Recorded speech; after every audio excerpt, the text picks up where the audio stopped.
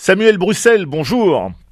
Bonjour. Vous êtes éditeur, écrivain et collaborateur du quotidien suisse Le Temps. Vous publiez chez Stock ce qui constitue une véritable déclaration d'amour au voyage, à la littérature et à l'Italie dans un ouvrage intitulé Continent Italia, livre qui remporte cette année le prix Charles Aznavour, prix qui vous sera solennellement remis le 4 décembre prochain à Marseille, un livre dans lequel vous invitez le lecteur à partir dans une exploration de la péninsule italienne en rêveur amoureux, à la fois érudit et émerveillé, Samuel Bruxelles. Oui, j'ai pas grand-chose à ajouter à ce que vous venez de dire, Richard.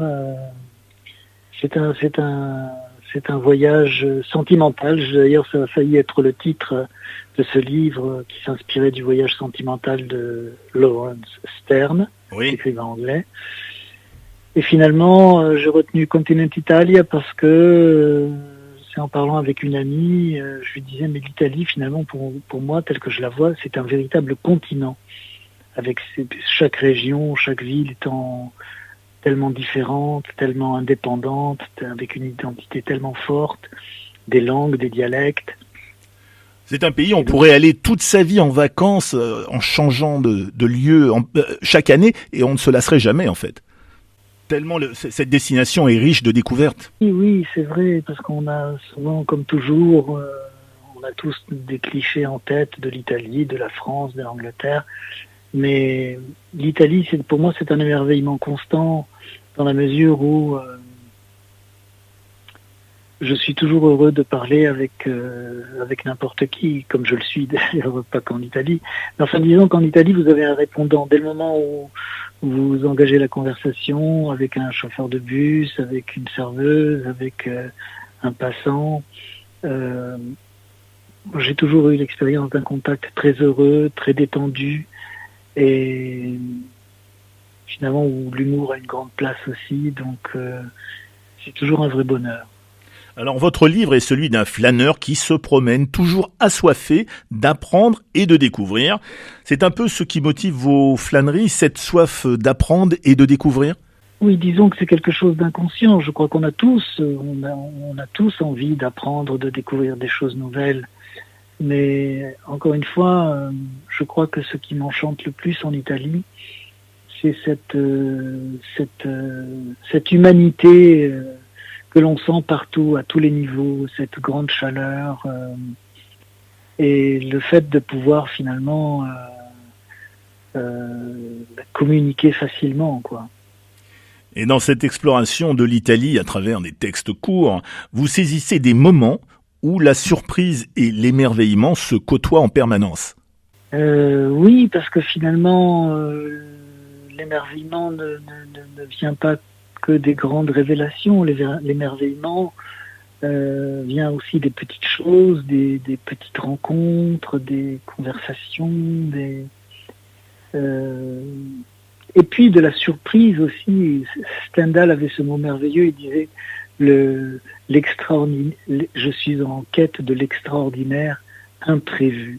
Et finalement, je me rends compte qu'il y a des endroits, des pays où l'imprévu est plus fréquent qu'ailleurs. Et c'est le cas pour l'Italie, parce que l'imprévu, finalement, c'est une chose très humaine. C'est ce qui nous surprend, par un comportement, par une remarque, par une confidence. Et si on se laisse aller, je veux dire, si on laisse tomber toutes nos défenses, c'est-à-dire tous nos préjugés, tous nos a priori, et qu'on se laisse aller, comme disait Naipaul, tous les sens, tous les pores ouverts dans l'attente d'une rencontre, dans l'attente de la réalité que l'on traverse, eh bien, on est agréablement surpris. Alors vous nous invitez également à partir, vous l'avez souligné à la rencontre, des petites gens, mais aussi des grands esprits, une promenade sentimentale où l'on côtoie notamment Stendhal et Fellini dans votre ouvrage. Oui, disons que Stendhal, je l'ai avec moi. C'est un auteur que je suis depuis l'adolescence finalement, qui était un grand amoureux de l'Italie. Et oui. et qui a passé la plus grande partie de sa vie en Italie. Et simplement parce que lui aussi avait besoin de chaleur, je crois, et qu'il l'avait trouvé en Italie, d'abord en arrivant à 17 ans comme jeune lieutenant dans la campagne de Bonaparte, la campagne de Milan. Et depuis, je crois que lors de son premier séjour, il est tombé amoureux d'une belle italienne. Et le rendez-vous, la chasse du bonheur, comme il disait, il l'a exercé en Italie. Quant à Fellini, c'était pour moi, si on me demande quelles ont été mes grandes influences littéraires, en tout cas contemporaines, au XXe siècle, je dirais que ça a été que mon école littéraire à moi, ça a été le cinéma italien d'après-guerre. Oui. Parce qu'il était plongé dans la réalité, plongé dans une vérité très crue, dans laquelle s'exprimait beaucoup de tendresse, beaucoup de drame.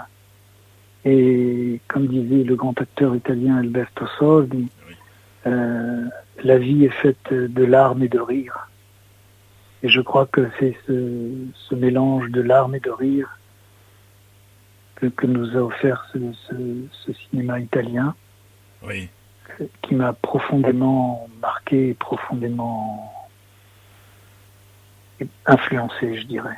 Oui, les larmes et le rire, effectivement, on pense à des films, notamment d'Ettore Scola, des films comme Affreux, sale et méchant, ou L'argent de la vieille aussi, tous ces grands cinéastes, Dino Risi et tous ceux que vous évoquez. Enfin, on trouve à la fin de votre ouvrage une bénédiction de la maison que je ne peux m'empêcher de lire à nos fidèles auditeurs de RCF. La voici. Là où il y a la foi, il y a l'amour. Là où il y a l'amour, il y a la paix. Là où il y a la paix, il y a la prière. Là où il y a la prière, il y a Dieu. Là où il y a Dieu, nulle peur. Écrivez-vous. Je traduis, si je me souviens bien, j'allais dire un poème, vous voyez, mais enfin c'était une inscription sur un chalet dans la région des Valserres en Italie. C'est cela, oui. Et je suis heureux que vous ayez l'audace, par les temps qui courent, de citer cette belle prière, ce qui me permet du coup d'oser à mon tour une petite audace. Ce que je dirais fondamentalement sur mon amour de l'Italie, c'est que les Italiens ont une façon d'être chrétiens extrêmement naturelle. Oui. Ce qui veut dire que cette belle culture chrétienne, si riche, si pleine de tendresse, quand elle est bien vécue, bien entendu, mais elle se révèle à tous les niveaux de la société. Et je crois que Stendhal, qui était un anticlérical de bon aloi, en bon français qui se respecte, eh bien, il a vécu cette contradiction puisqu'il était capable d'écrire des choses magnifiques sur l'Italie. Et quand on aime l'Italie, je dirais qui est le berceau de la chrétienté, on ne peut pas ne pas être sensible à cette culture chrétienne. Et je vous remercie d'avoir cité cette bénédiction, hein, parce que voilà, c'est une bénédiction qui clôt le livre et qui donne le fondement du livre, au fond. En tous les cas, merci Samuel Bruxelles et encore toutes nos félicitations. Je rappelle le titre de votre ouvrage, Continent Italia, publié chez Stock, livre qui remporte le prix Charles Aznavour 2021. La cérémonie se déroulera à Marseille dans le cadre de l'hôtel du département des Bouches-du-Rhône le 4 décembre prochain. À bientôt, monsieur Bruxelles. Merci beaucoup, Richard. Bonne journée. Au revoir. Au revoir. Maintenant, voici la question jeu RCF Cultura Aubagne. De quel quotidien Samuel Bruxelles est-il le collaborateur? Des cartes cadeaux à gagner pour les premières bonnes réponses au 04 91 50 82 33. De quel quotidien Samuel Bruxelles est-il le collaborateur? 04 91 50 82 33. À vous de jouer. Richard Fandikian.